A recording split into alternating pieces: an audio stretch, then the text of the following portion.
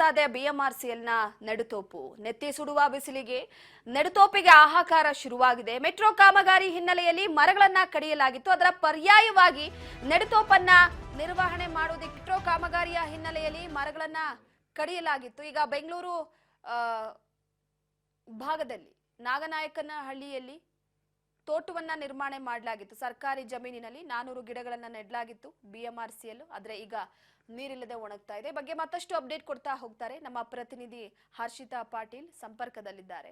ಹರ್ಷಿತಾ, ಪ್ರಮುಖವಾಗಿ ಮೆಟ್ರೋ ನಿರ್ಮಾಣ ಮಾಡುವಂತಹ ಸಂದರ್ಭದಲ್ಲಿ ಮರಗಳನ್ನ ಕಡಿಯಲಾಗಿತ್ತು. ಅದರ ಪರ್ಯಾಯ ವ್ಯವಸ್ಥೆಯಾಗಿ ನೆಡುತೋಪನ್ನ ಕೂಡ ನಿರ್ಮಾಣ ಮಾಡಲಾಗಿತ್ತು. ಆ ನಿರ್ಮಾಣ ಮಾಡಿದಂತಹ ನೆಡುತೋಪು ಈಗ ನೀರಿಲ್ಲದೆ ಒಣಗ್ತಾ ಇದೆ. ಮರಗಳೆಲ್ಲ ಕೂಡ ಸುಟ್ಟ ರೀತಿಯಲ್ಲಿ ಕಾಣಿಸ್ತಾ ಇದೆ. ಈ ಬಗ್ಗೆ ಮಾಹಿತಿ ಕೊಡೋದಾದ್ರೆ ರೂಪ, ಈಗಾಗಲೇ ಏನಂತಂದ್ರೆ ಬೇಸಿಗೆ ಆರಂಭಕ್ಕೂ ಮುನ್ನವೇ ನೆತ್ತಿ ಸುಡುವಂತೆ ಬಿಸಿಲು ಕೂಡ ಇರುವಂತದ್ದು, ಗರಿಷ್ಠ ತಾಪಮಾನ ಕೂಡ ಹೆಚ್ಚಾಗ್ತಾ ಇರುವಂತದ್ದು, ಈಗಾಗಲೇ ನೀರಿನ ಹಾಹಾಕಾರ ಕೂಡ ಉಂಟಾಗ್ತಾ ಇದೆ. ಯಾಕಂತಂದ್ರೆ ಇನ್ನೇನು ಕೆಲವೇ ನೆಕ್ಸ್ಟ್ ಮಂತ್ ಅಂತಾನೆ ಬಿಸಿಲು ಆರಂಭವಾಗುತ್ತೆ. ಬೇಸಿಗೆ ಕಾಲ ಶುರುವಾದಂಗೆ ನೀರಿನ ಸಮಸ್ಯೆ ಕೂಡ ತಲೆದೋರುತ್ತೆ. ಅದ್ರ ಜೊತೆಗೆ ಈಗ ಬಿಎಂಆರ್ಸಿಎಲ್ ಏನಂತಂದ್ರೆ ಬಿಎಂಆರ್ಸಿಎಲ್ ಕಾಮಗಾರಿ ನಡೆಯುವಂತ ವೇಳೆಯಲ್ಲಿ ಎಷ್ಟೋ ಮರಗಳನ್ನ ಕಡಿದು ಮೆಟ್ರೋ ಕಾಮಗಾರಿಯನ್ನು ಕೂಡ ಮಾಡಲಾಗುತ್ತೆ. ಹೀಗಾಗಿ ಒಂದು ಪರ್ಯಾಯವಾಗಿ ಏನು ಬಿಎಂಆರ್ಸಿಎಲ್ ನೆಡುತೋಪನ್ನ ಮಾಡ್ಕೊಂಡಿತ್ತು. ಅಲ್ಲಿ ಈಗ ನೀರೇ ಇಲ್ಲದೆ ಎಲ್ಲ ಗಿಡಗಳು ಕೂಡ ಒಣಗಿ ಹೋಗ್ತಾ ಇರುವಂತದ್ದು. ಏನು 2023-24 ಅವಧಿಯಲ್ಲಿ ಒಂದು ನೆಡುತೋಪನ್ನ ನಿರ್ವಹಣೆ ಮಾಡಲಾಗ್ತಾ ಇತ್ತು. ಆದ್ರೆ ಇದೀಗ ಅದು ನೀರಿಲ್ಲದೆ ಸಂಪೂರ್ಣವಾಗಿ ಒಣಗಿ ಹೋಗ್ತಾ ಇದ್ದಾವೆ.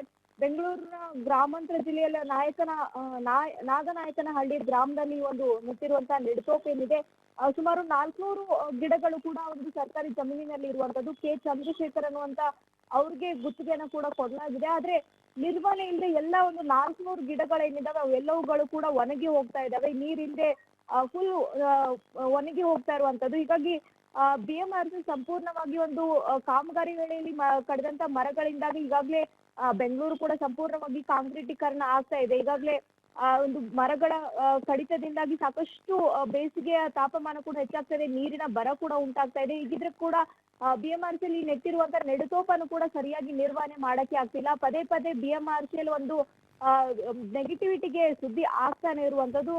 ಸದ್ಯ ಇನ್ನು ಮುಂದಿನ ತಿಂಗಳು ಕೂಡ ಹೆಚ್ಚಿಗೆ ಬೇಸಿಗೆ ಕೂಡ ಇರುತ್ತೆ, ನೀರಿನ ಹಾಹಾಕಾರ ಉಂಟಾಗುತ್ತೆ. ಆ ಒಂದು ಸಮಯದಲ್ಲಿ ಈ ಒಂದು ಗಿಡಗಳ ನಿರ್ವಹಣೆಯನ್ನ ಹೇಗೆ ಮಾಡುತ್ತೆ ಬಿಎಂಆರ್ಸಿಎಲ್ ಅನ್ನೋದು ಕೂಡ ಒಂದು ರೀತಿಯಾಗಿ ಪ್ರಶ್ನೆ ಕೂಡ ಮೂಡ್ತಾ ಇರುವಂತದ್ದು. ಈಗಲೇ ಇಂತಹ ಪರಿಸ್ಥಿತಿ ಇರುವಾಗ ಮುಂದೆ ಹೇಗೆ ಈ ಗಿಡಗಳ ಪರಿಸ್ಥಿತಿ ಇರುತ್ತೆ ಅನ್ನುವಂಥದ್ದು ಕೂಡ ಯೋಚನೆ ಮಾಡೋಕ್ಕೂ ಕೂಡ ಆಗ್ತಿಲ್ಲ. ಆದ್ರೆ ಒಟ್ಟಿನಲ್ಲಿ ಬಿಎಂಆರ್ಸಿಎಲ್ ಒಂದು ನೆಡುತೋಪನ ನಿರ್ವಹಣೆ ಮಾಡೋದ್ರಲ್ಲಿ ಸಂಪೂರ್ಣವಾಗಿ ಕೂಡ ವಿಫಲವಾಗಿರುವಂತದ್ದು. ರೂಪ, ಥ್ಯಾಂಕ್ ಯು ನಿಮ್ಮೆಲ್ಲ ಮಾಹಿತಿಗಾಗಿ ಹರ್ಷಿತಾ ಪಾಟೀಲ್.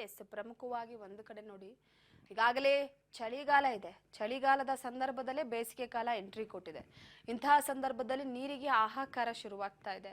ಮರಗಳಿಗೆ ಗಿಡಗಳಿಗೆ ನೀರು ಸಿಗ್ತಾ ಇಲ್ಲ. ಬಿಎಂಆರ್ಸಿಎಲ್ ನಿರ್ವಹಣೆ ಮಾಡ್ತೀನಿ ಅಂತ ಹೇಳಿ ಕಾಟಾಚಾರಕ್ಕೆ ಈ ರೀತಿಯಾಗಿ ಮಾಡ್ತಾ 400 ಗಿಡಗಳು, 10 ಅಲ್ಲ 20 ಅಲ್ಲ 100 ಅಲ್ಲ 200 ಅಲ್ಲ 400 ಗಿಡಗಳನ್ನ ನೆಡಲಾಗಿದೆ ಪರ್ಯಾಯ ವ್ಯವಸ್ಥೆಯಾಗಿ. ಇಲ್ಲಿ ಕತ್ತರಿಸಿ ಅಲ್ಲಿ ಪರ್ಯಾಯವಾಗಿ ಗಿಡ ನೆಟ್ಟು ಎಲ್ಲೋ ಒಂದು ಕಡೆ ನೋಡ್ಕೊಳ್ತೀವಿ ಅನ್ನುವಂತಹ ಆಶ್ವಾಸನೆ ಮುಖಾಂತರವಾಗಿ 400 ಗಿಡಗಳು ಒಣಗಿ ಸಾಯ್ತಾ ಇವೆ. ಅವಕ್ಕೆ ನೀರನ್ನ ಕೊಡೋದಕ್ಕೆ ಆಗ್ತಾ ಇಲ್ಲ.